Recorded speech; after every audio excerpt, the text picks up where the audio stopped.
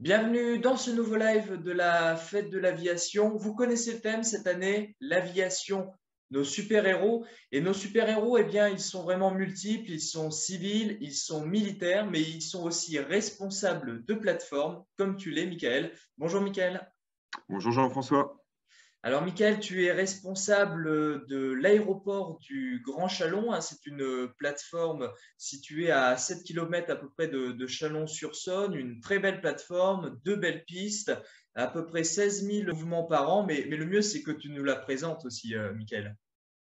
Tout à fait. Donc l'aéroport du Grand Chalon, donc c'est un aéroport qui est dédié principalement à l'activité de loisirs et qui accueille également des vols d'affaires, des vols sanitaires et militaires. Donc il est la propriété de la communauté d'agglomération du Grand Chalon et est exploité donc au travers d'une délégation de service public par EDIS. Donc EDIS, entreprise française spécialisée dans la gestion d'infrastructures complexes. Actuellement, nous gérons 16 aéroports, mais également deux trains touristiques, plusieurs ports et plus récemment des monuments historiques. Voilà, en chiffres, l'aéroport de Chalon, donc tu l'as dit, c'est 16 000 mouvements à l'année. On est 5 salariés, 363 jours d'ouverture par an, avec une possibilité de réouverture en 1 heure. Et pour l'ensemble du site, ça représente 25 emplois directs et 45 emplois induits par l'activité de l'aéroport. Et donc, une plateforme qui peut à la fois accueillir des trafics VFR de loisirs, hein, effectivement, et puis des trafics plutôt d'ordre commerciaux. Ton rôle à toi, lequel est-il? Parce qu'on va s'intéresser à ton métier. Tu es responsable de cette plateforme. Tu es en quelque sorte le chef d'orchestre. En quoi consiste ton métier? C'est ça, donc mon métier consiste à organiser, superviser l'activité donc, du site aéroportuaire, que ce soit sur le plan technique, commercial ou humain. Mon rôle, c'est aussi d'assurer le développement et la gestion de la plateforme, tout en garantissant un niveau de sécurité maximum en respect avec la réglementation en vigueur.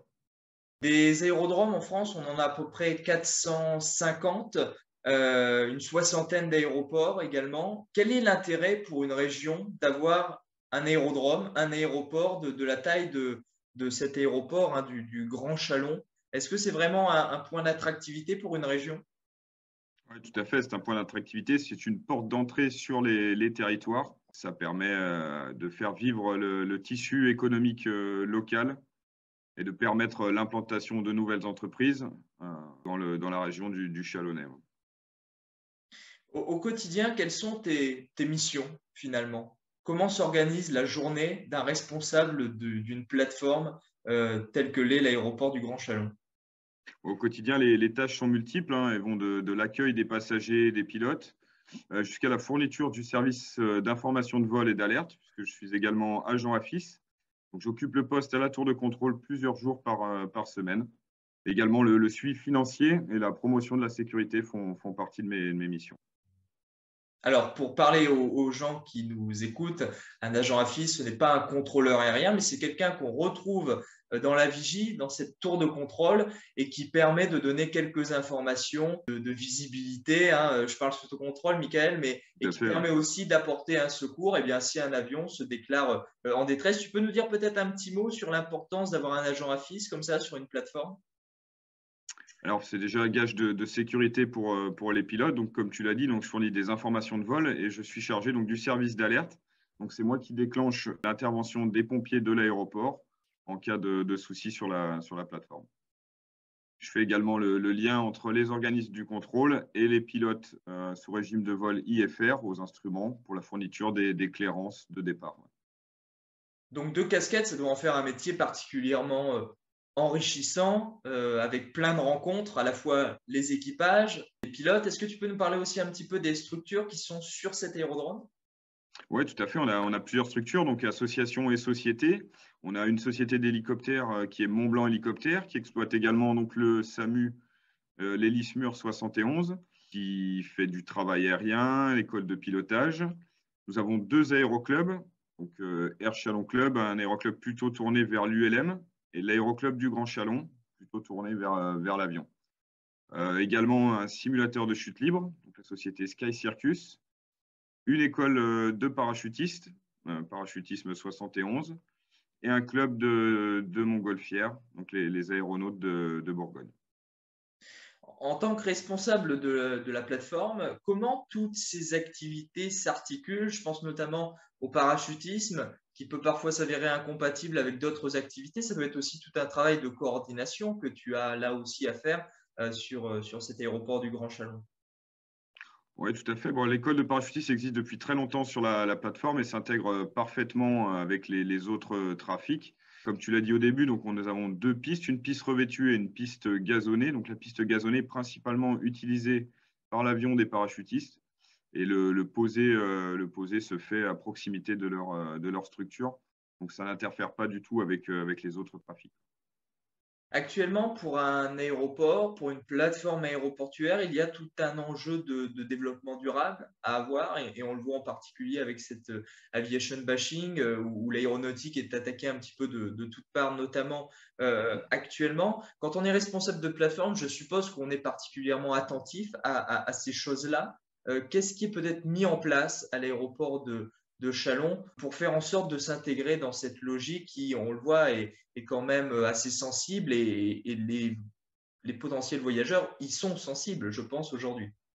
Alors, tout à fait, les enjeux soulevés par le changement climatique et son impact sur la société n'ont jamais été aussi prégnants aujourd'hui. C'est des enjeux très importants pour le groupe EDIS. Et c'est pourquoi nous souhaitons promouvoir une meilleure connaissance des métiers, aussi des solutions d'avenir pour concilier environnement et mobilité dans les territoires au service d'un développement économique durable et raisonné. Donc les solutions, elles existent. Nous les accompagnons et nous les anticipons. Elles sont ou seront mises en œuvre dans l'aviation pour continuer sa décarbonation. Nos aéroports, d'ailleurs, comme l'aéroport du Grand Chalon, est inscrit depuis plusieurs années dans une démarche de gestion des émissions de CO2, le programme donc, de certification ACA, Airport Carbon Accreditation, une certification qui évalue et qui reconnaît la démarche entreprise par les aéroports afin de réduire les émissions de gaz à effet de serre. Donc, comme l'ensemble des plateformes du groupe Hélice, l'aéroport de Chalon est certifié ACA niveau 1 et nous souhaitons tendre vers les niveaux supérieurs pour les années à venir. Ouais. Donc, c'est vrai qu'il est très facile de pointer du doigt l'aérien, mais il ne faut pas perdre de vue que c'est un effort qui doit être collectif. Que le transport aérien est loin de représenter la principale source d'émissions de CO2. Pour chiffrer tout ça, c'est 2% des émissions de CO2 à l'échelle mondiale. Des émissions qui sont surtout produites sur les gros hubs.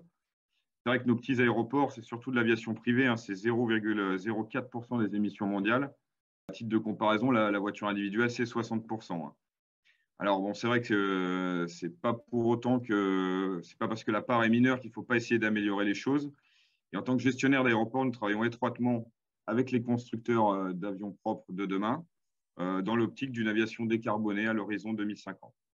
Voilà, bah merci pour cette réponse, en tout cas, Michael, pour les personnes qui nous écoutent. Et il est vrai que l'aviation, depuis maintenant, bien avant l'heure que l'on parle de réchauffement climatique, était déjà engagée dans cette logique de réduction des émissions de gaz à effet de serre. Alors, évidemment, l'aéroport du Grand Chalon est pleinement intégré dans cette fête de l'aviation de ce week-end, dernier week-end de septembre. Une journée porte ouverte aura lieu le dimanche. Est-ce que tu peux nous parler de cette journée porte ouverte? Oui, tout à fait. Donc, de dimanche, de 9h à 18h, donc l'aéroport ouvre ses portes au public avec la présentation donc, des sociétés, des associations basées. C'est des baptêmes de l'air, des animations pour les enfants, également la présentation en vol d'aéronefs avec des séances de voltige, du parachutisme toute la journée, puis quelques activités annexes avec des véhicules pompiers anciens qui seront présentés au public, puis d'autres petits ateliers. Ouais. L'aéroport du Grand Chalon sera donc un aérovillage. Qu'est-ce que ça représente pour ta plateforme d'être intégré dans cette fête de l'aviation, cette grande communauté aéronautique qui, cette année, va rassembler à peu près une quarantaine d'aérovillages partout en France? Pour moi, la fête de l'aviation, c'est avant tout le partage d'une passion, une passion qui m'anime depuis l'enfance. L'aérien a toujours été synonyme de rêve et de progrès. Les aéroports de territoire ajoutent une autre dimension à notre mission et faire briller cette plateforme pour favoriser le rayonnement et le développement économique de tout le territoire, donc me tient vraiment à cœur. Je suis vraiment très fier de participer activement à l'organisation de cette manifestation. Un dernier mot peut-être, Michael, pour finir cette interview. Oui, donc je trouve que l'initiative de la fête de l'aviation est une très bonne chose pour faire connaître le secteur. permettre, que ce soit aux aéroports, aux associations, aux sociétés d'ouvrir leurs portes et de faire découvrir le monde de l'aérien au plus grand nombre et de dédiaboliser un petit peu, l'aviation. Eh bien, ce sera le mot de la fin, hein, Michael. Donc, Michael, rappelons-le, tu es responsable de l'aéroport du Grand Chalon, une plateforme qui est gérée par EDIS. Merci beaucoup, Michael. Merci à toi, Jean-François. Et puis, bonne fête de l'aviation. Merci également.